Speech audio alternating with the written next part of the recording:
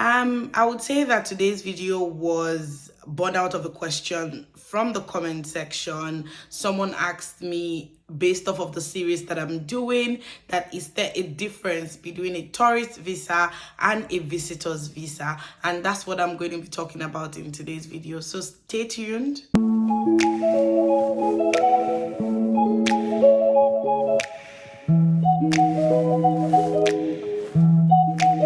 Hi guys, welcome back to my YouTube channel. My name is Suleeha. For those that do not know me, I'm a Nigerian YouTuber residing in Ontario, Canada. My content spins from daily vlogs, lifestyle, and of course the most watched videos on my YouTube channel. It's DIY immigration to Canada. So I basically just talk about immigration to Canada, visits to Canada, how you can do things yourself without having to use anyone. So if my content is your kind of content, please stay tuned, watch my other videos, and do not forget to subscribe if you've gained anything. Thank you. So back to today's question. Is there a difference between a tourist visa and a visitor's visa? The answer is no, because every single person that applies for a tourist visa or a visitor's visa would still be entitled to get the same type of visa, which is just a temporary resident visa, which would enable you to come into the country for a particular amount of time. You can only use 6 months. You can only use 6 months while in Canada. So I would say that no, that's the first question. No, there is no difference between a tourist visa and a visitor's visa, because at the end of the day, you are still going to get the same type of visa. So it's not like it's a different category. It is not a different category. The next thing I am going to be talking about is I'm basically just going to be categorizing the type of, categorizing the types of visas when you apply for your visa. And here I am not talking about permanent residency. I'm not talking about express entry. I'm simply just talking about, just the temporary entry that you have. So the first thing I'm going to be talking about is if you're applying for a visitor's visa, what you would be getting is just a temporary resident visa. So in most cases, Canada issues those type of visa till the expiration of your passport. That's why you see some people, they have visas until 5 years, some until 10 years. It is because you are being issued till the expiration of your passport. So you still get a TRV. So if you're coming as a business, or you're coming for a business event, or you're coming for a conference, it's still going to be a TRV. You are still entitled to getting a TRV. So it is also going to mean that you can only be in the country for a particular time. You're not allowed to do business, or you're not allowed to do any other thing, because you're simply coming for a business event, or you're simply coming for a conference. And the third one, which is tourist visa, is still the same thing. You are just a tourist coming to Canada to tour Canada, and all the documents that you're also going to submit is still under just like when you're applying for a visitor's visa. But the only difference is that this time around you're coming as a tourist, and you're also entitled to get a temporary resident visa. There are other type of visas as well. The temporary resident permit, those are for people that are inadmissible to come to Canada. I will do that sometimes later. Maybe you have a criminal record or something of sort. The only type of visa you can get is a temporary resident permit. So that aside, you can also apply to come to Canada on humanitarian and compassionate grounds. That as well is also a different type. But what I'm just trying to say in essence is that everything still forms or still comes onto the category of a temporary resident visa. It's just temporary. You're just temporarily allowed to come into Canada for a while. But like I said, do make sure to indicate that in your application which category that you belong to from the category that I have just explained. So like I said, back to our discussion. So if you're a visitor, you're coming for family visit or some type of visit from a friend. If you're coming for a conference, it is tourism. it is business events or conferences. You indicate that in your application. And finally, if you're coming as a tourist, you're coming for leisure, you're coming to visit, sightsee, all of that as well, there's a part where you have to indicate that you are a tourist. So those are the little difference that you see. All of those difference will come to play while you're filling your application form. I think that for conferences, it still applies as a visitor as well. So I'm going to be moving on to what I really consider the major difference from a tourist visa and a visitor's visa. And what I would say is that the difference that I find key is just the documentation. And here is why. If you're applying for a visitor's visa, that means you are trying to tell the Canadian government that I have a family or a friend that is inviting me to come to Canada. Number one, this friend has already given me a letter of invitation. If you don't know how to write a letter of invitation, I already made a video about that. You just, you need a letter of invitation. And the other leg of it is that if you're coming into Canada and someone who is a Canadian citizen or a permanent resident is going to be sponsoring you, some other documentations that you need are your sponsor's PR card or citizenship passport, like the data page of their Canadian passport.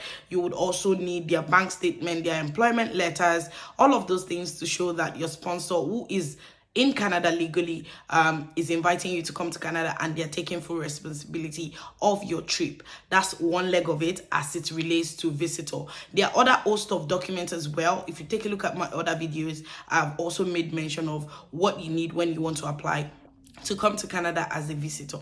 The next leg of it, which is for tourists, and which is like the crux of our discussion today, is that for tourism, if you're coming to Canada as a tourist, your documentation is different from somebody that is coming as a visitor. Do not get me wrong. Not to say that some of those documents, a visitor could not use them. A visitor could use them, particularly when a visitor does not have a sponsor.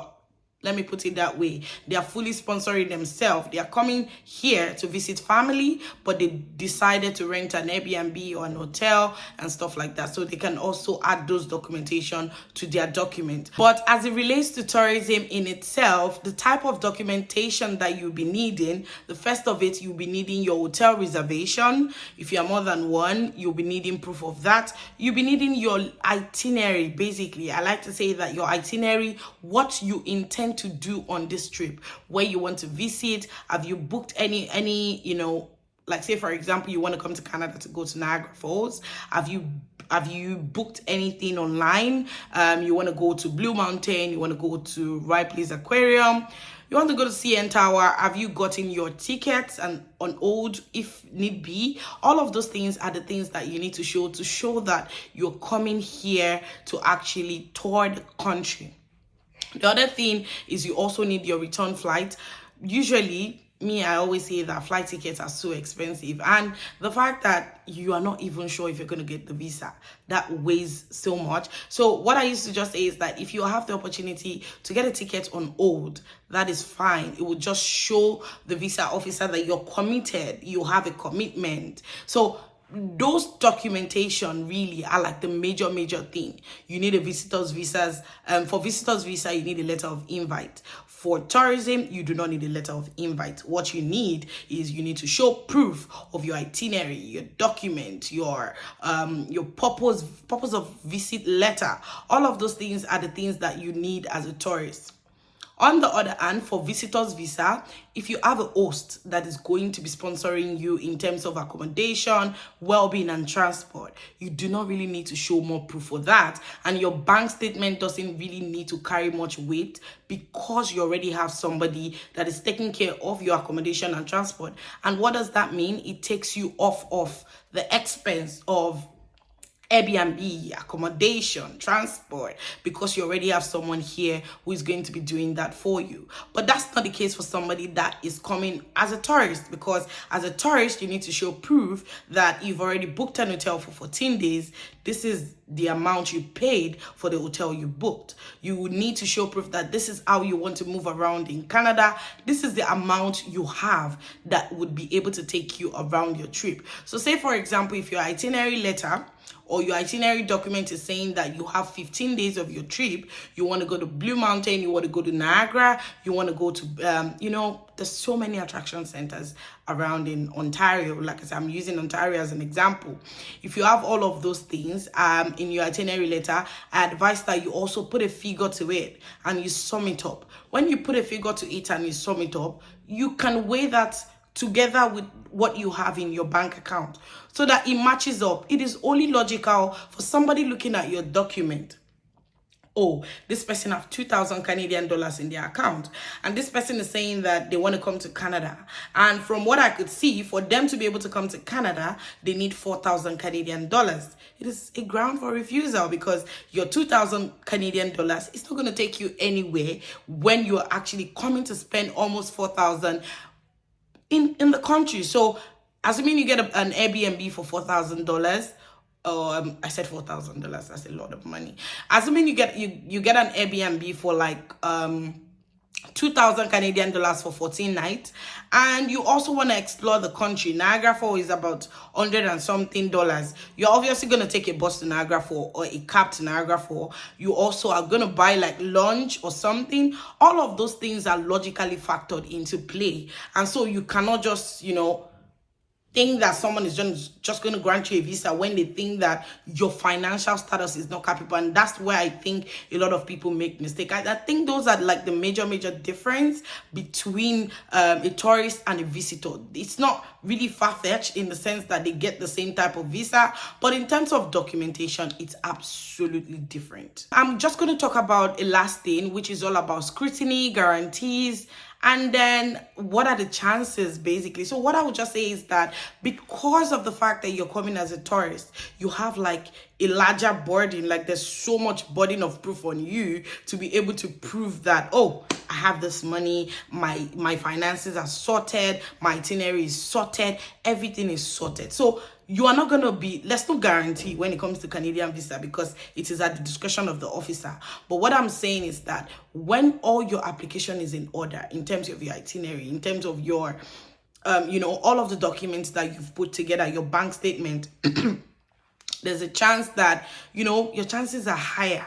So it's not like tourist visa is better than visitor's visa. If you don't have anybody in Canada, you can still come to Canada to visit Canada. But the only thing that I would advise is that make sure that all of those things are in order. Some people are lucky. They don't get to put all of these things in application. But I always tell people, no two applications are the same. It is when you try to make an attempt and then you get refused. And then you say, hey, did this. I did it too, but it didn't work out. So just like I said, the guarantee is not there, but just make sure that all of those documentation as it relates to your visit as a tourist to Canada is intact, especially if you travel around the world. Freestyle in your letter of purpose to say that I've been to so many places and I feel like Canada is one thing that I have not been able to tick off the bucket list. So you just add that and then you just freestyle about everything and just make sure that your purpose of visit aligns with whatever it is that you are submitting, and then you are good to go. So in conclusion, to the person that asked the question, I think that you've been able to really differentiate from tourists and visitor. Like I said, there's not really much of a difference. The document is just the major thing that's different. If you're a visitor, you have your list of documents, and if you're coming as a tourist, there's also the list of documents. So it's not really much of a difference aside from the fact that the documentation is it's what you need to consider. So I hope that you've been able to learn a thing or two, and I hope that anyone watching this video that has been having issues thinking that, oh, I want to apply for a visitor's visa, what do I need? I don't know anyone in Canada, I can get an invite. Even getting an invite doesn't really guarantee you anything. So does that mean that I can never come to Canada? The answer is no. You can actually come to Canada as a tourist. You can come to Canada to see the beautiful country that we have here in Canada. But the cocoa is that the crux of the whole issue is that you have to have your documents sorted. Thank you so much for sticking around. I hope that, like I said, I hope that you've been able to learn a thing or two, and I'll see you guys back in my next video. If you have any question, please do not hesitate to put it in the comment section, and I would see you guys back down in the comment section. Bye.